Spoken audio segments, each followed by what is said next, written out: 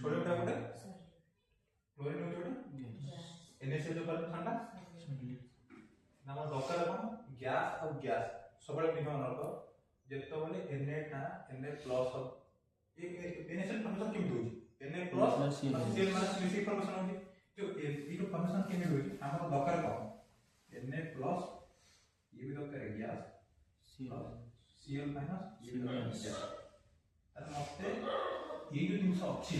एको convert करके अपन करियो जो कन्वर्सन हो जो एनर्जी चेंजेस होला से हम कैप्चर करियो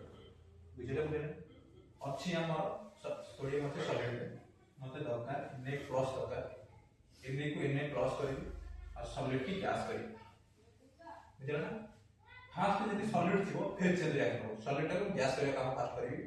नेक्स्ट टाइम Na को Na प्लस करी सिमिलरली मते एटी अछि केते क्लोरीन Cl2 अछि तो बॉन्ड डिसोसिएशन एनर्जी देबी जो बॉन्ड डिसोसिएशन एनर्जी देने कोन हो Cl2 अछि सेटा Cl रे कन्वर्ट हे बुझला जे बट बॉन्ड डिसोसिएशन बॉन्ड को डिसोसिएशन बट Cl2 माने कोन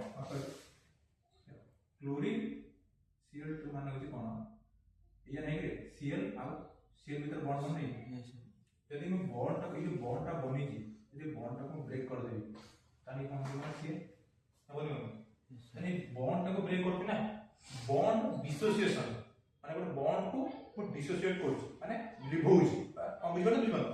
जो